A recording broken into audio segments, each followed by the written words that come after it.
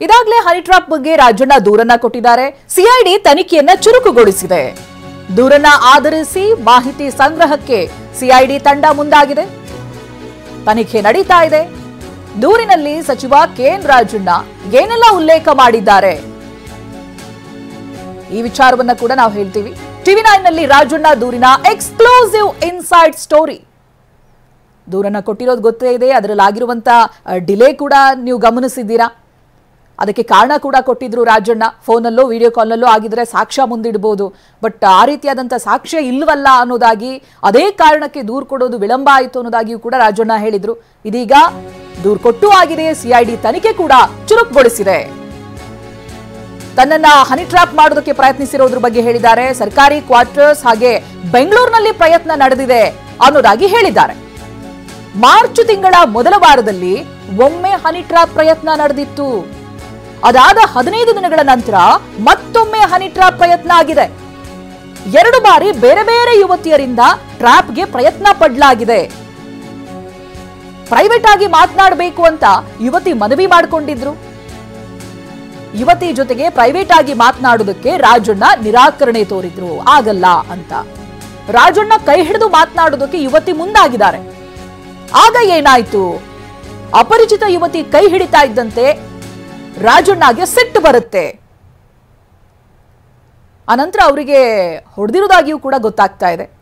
ಕೈ ಹಿಡಿದು ಮಾತನಾಡೋದಕ್ಕೆ ಮುಂದಾದಾಗ ಸಿಟ್ಟಿಗೆದ್ದಿರುವಂತ ರಾಜಣ್ಣ ಯುವತಿಯ ಕೆನ್ನೆಗೆ ಬಾರಿಸಿದ್ರು ಅಂತ. ನಂತರ ಅಲ್ಲಿಂದ ಯುವತಿ ಹಾಗೆ ಆಕೆಯ ಜೊತೆಗಿದ್ದವರು ಕಾಲ್ ಕಿತ್ತಿದ್ದಾರೆ.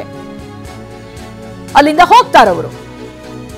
2 ಬಾರಿ ಬಂದಾಗ್ಲೂ ಕೂಡ ಯುವತಿಯರ ಜೊತೆಗೆ ಒಬ್ಬ ಗಡ್ಡಧಾರಿ ಯುವಕ ಇದ್ದ.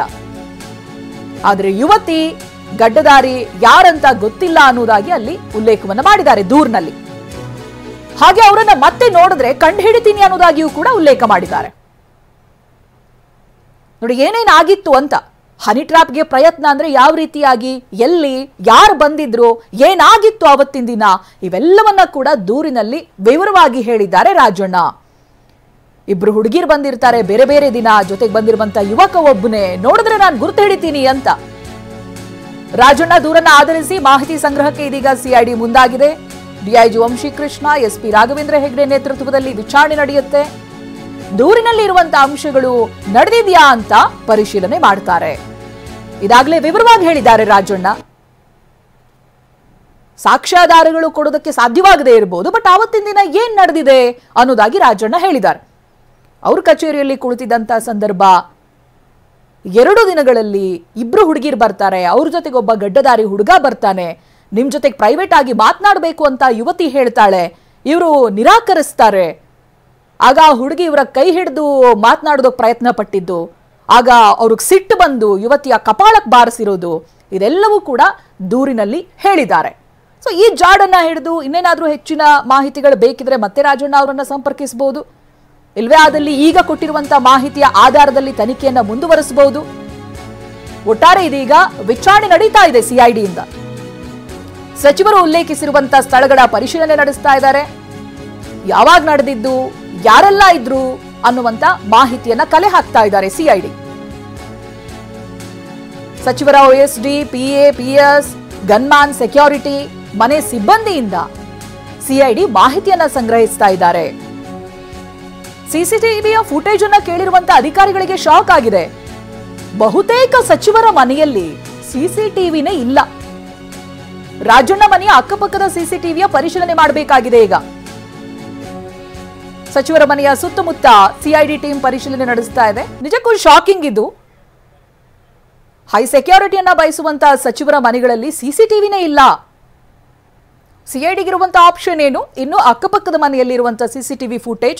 ಅಫ್ಕೋರ್ಸ್ ಇವಾಗ ಈಗಿನ ಕಾಲದಲ್ಲಂತೂ ಏರಿಯಾಗೆ 1-2 ಸಿಸಿಟಿವಿಗಳಾದ್ರೂ ಇದ್ದೇ ಇರುತ್ತೆ. ಅಂಥದ್ರಲ್ಲಿ ಸಚಿವರ ಮನೆಯಲ್ಲಿ ಸಿಸಿಟಿವಿ ಇಲ್ಲ ಅನ್ನೋದೇ ನಿಜಕ್ಕೂ ಶಾಕಿಂಗ್ ವಿಚಾರ. ಇದೀಗ ಸಿಐಡಿ ತನಗಿರುವಂತ ಆಯ್ಕೆ ಅಕ್ಕಪಕ್ಕದ ಮನೆಯ ಸಿಸಿಟಿವಿ ಫುಟೇಜ್ಗಳ ಪರಿಶೀಲನೆ ಮಾಡೋದು. ಅಲ್ಲೇನಾದ್ರೂ ಇವಾಗ ರಾಜಣ್ಣ ಹೇಳಿದಾರಲ್ಲ ಒಂದು ದಿನಾಂಕ, ಈ ದಿನಾಂಕಕ್ಕೆ ಬಂದಿದ್ದಾರೆ, ಅದಾದ ನಂತರ 15 ದಿನದ ನಂತರ ಮತ್ತೊಂದ್ಸಲ ಬಂದಿದ್ದಾರೆ. ಇದನ್ನೆಲ್ಲ ಆಧರಿಸಿ ಅವರು ತನಿಖೆಗೆ ಮುಂದಾಗಿದ್ದಾರೆ.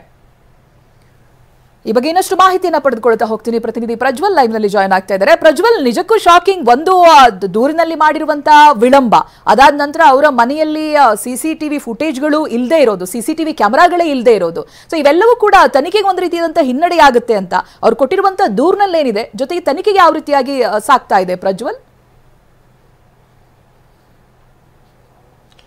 ಚೈತ್ರ, ಅವರು ಕೊಟ್ಟಿರುವಂತ ದೂರಿನಲ್ಲಿ ಸಂಪೂರ್ಣವಾದಂತ ಒಂದು ಪಾಯಿಂಟ್ ಟು ಪಾಯಿಂಟ್ ಮಾಹಿತಿಗಳಿಲ್ಲ ಅನ್ನೋದೇ ಸದ್ಯಕ್ಕಿರುವಂತ ವಿಚಾರ. ಯಾಕಂತಂದ್ರೆ ಇವರೊಂದು ಡೇಟ್ ಅನ್ನ ಹೇಳೋದಿಲ್ಲ, ಪರ್ಟಿಕ್ಯುಲರ್ ಡೇಟ್ ಅನ್ನ ಹೇಳೋದಿಲ್ಲ. ಅಥವಾ ಮಾರ್ಚ್ ನಲ್ಲಿ ಬಂದಿದ್ರು ಅಂತ ಹೇಳ್ತಾರೆ, 2 ಸಲ ಆಗಿತ್ತು ಅಂತ ಹೇಳ್ತಾರೆ. ಒಂದು ಸಲ ಅವ್ರದೇ ಆಫೀಸ್ ನಲ್ಲಿ ಆಕೆ ಒಂದು ಯುವತಿ ಬಂದ್ಲು, ಭೇಟಿ ಮಾಡ್ಲಿಕ್ಕೆ ಪ್ರಯತ್ನ ಮಾಡಿದ್ಲು, ಮತ್ತೆ ಪ್ರೈವೇಟ್ ಆಗಿ ಮಾತಾಡಕ್ಕೆ ಪ್ರಯತ್ನ ಮಾಡಿದ್ಲು. ನಾನು ಅದಕ್ಕೆ ಒಪ್ಪದಲ್ಲೇ ಇದ್ದಾಗ ಕೈ ಹಿಡಿದು ಹೇಳದ್ಲು. ಆಗ ಕಪಾಳಕ್ಕೆ ಒಂದೇಟ್ ಹೊಡೆದು ಆಕೆಯನ್ನ ಕಳಿಸಿದ್ವಿ. ಮತ್ತೆ ಈ ಸಂದರ್ಭದಲ್ಲಿ ತಮ್ಗೆ ಹನಿ ಟ್ರ್ಯಾಪ್ ಮಾಡ್ಲಿಕ್ಕೆ ಪ್ರಯತ್ನ ಮಾಡ್ತಿದ್ದಾರೆ ಅನ್ನೋದ್ರ ಬಗ್ಗೆ ಅನ್ನಿಸ್ತು.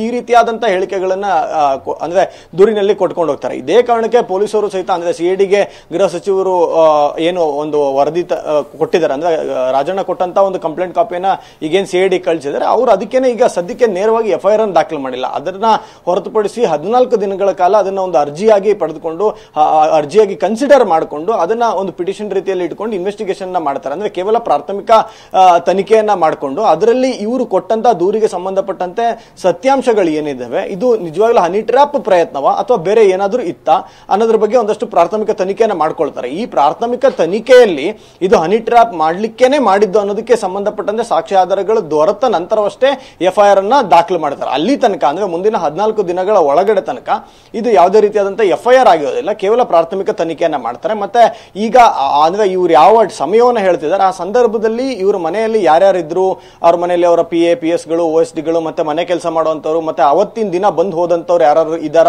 ಅದ್ರ ಬಗ್ಗೆ ಮಾಹಿತಿ ಕಲೆ ಹಾಕೊಂಡು ಆ ವ್ಯಕ್ತಿಗಳು ಯಾವ ರೀತಿ ಇದ್ರು, ಇವ್ರೇನ್ ಗಡ್ಡದಾರಿ ಮತ್ತೆ ಒಬ್ಳು ಯುವತಿ ಅಂತ ಹೇಳಿದ್ರೆ ಅವ್ರು ನಿಜವಾಗ್ಲೂ ಯಾರು ಅನ್ನೋದ್ರ ಬಗ್ಗೆ ಒಂದಷ್ಟು ಪತ್ತೆ ಮಾಡುವ ಪ್ರಯತ್ನವನ್ನ ಅಧಿಕಾರಿಗಳು ಮಾಡ್ತಿದ್ದಾರೆ. ಮತ್ತೆ ಇನ್ನೊಂದು ದುರಂತದ ವಿಷಯ ಏನಂದ್ರೆ, ಈ ಸಚಿವರ ನಿವಾಸಗಳಲ್ಲಿ, ಅಫಿಷಿಯಲ್ ಆಫೀಸ್ಗಳಲ್ಲಿ ಸಿಸಿಟಿವಿಗಳು ಕೆಲಸ ಮಾಡ್ತಿಲ್ಲ ಅನ್ನೋದು. ಪಬ್ಲಿಕ್ ಸೇಫ್ಟಿ ಆಕ್ಟಿನ ಪ್ರಕಾರ ಸಾರ್ವಜನಿಕ ಸ್ಥಳಗಳಲ್ಲಿ ಕವರ್ ಆಗುವಂತ ಸ್ಥಳದಲ್ಲೇ ಮನೆಗಳಿಗೆ ಸಿಸಿಟಿವಿಯನ್ನು ಹಾಕೋಬೇಕಾಗುತ್ತೆ ಅವರ ಸೆಕ್ಯೂರಿಟಿ ಪರ್ಪಸ್ಗೆ.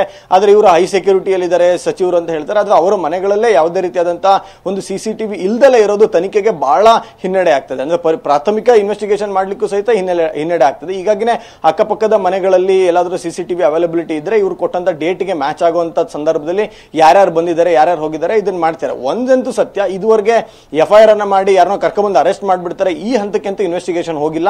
ಕೇವಲ ಇನ್ನು ಇವ್ರು ಕೊಟ್ಟಂತ ದೂರಿನ ಅನ್ವಯವಾಗಿ ಮಾಹಿತಿಗಳನ್ನ ಸಂಗ್ರಹ ಮಾಡುವಂತದ್ದಾಗ್ತದೆ. ಪ್ರಾಬಬ್ಲಿ ಇವತ್ತು ರಾಜಣ್ಣ ಅವರನ್ನು ಸಹಿತ ಸಿಐಡಿಯ ತಂಡ ಭೇಟಿಯನ್ನ ಮಾಡಿ ಇನ್ನಷ್ಟು ಮಾಹಿತಿಯನ್ನ ಪಡ್ಕೊಳ್ಳುವಂತ ಸಾಧ್ಯತೆಗಳಿದೆ. Chaitra, okay, thank you Prajwal ಮಾಹಿತಿಗಾಗಿ. ಇಲ್ಲಿ ರಾಜಣ್ಣ ಅವರ ಕೊಟ್ಟಿರುವಂತಹ ಮಾಹಿತಿಯ ಮೇರೆಗೆ ಸಿಐಡಿ ತನಿಖೆಗಿಳಿದಿದೆ. ಕೆಲವೊಂದು ಹಿನ್ನಡೆಗಳು ಕೂಡ ಕಾಣಿಸ್ತಾ ಇದೆ. ಸಿಸಿಟಿವಿ ಇಲ್ಲದೆ ಇರೋದು, ಇವೆಲ್ಲವೂ ಕೂಡ ಹಿನ್ನಡೆಯಾಗಿ ಕಾಣಿಸ್ತಾ ಇದೆ. ನೋಡೋಣ ಮುಂದಿನ ಹಂತದಲ್ಲಿ ತನಿಖೆ ಯಾವ ರೀತಿಯಾಗಿ ಸಾಗುತ್ತೆ ಅಂತ.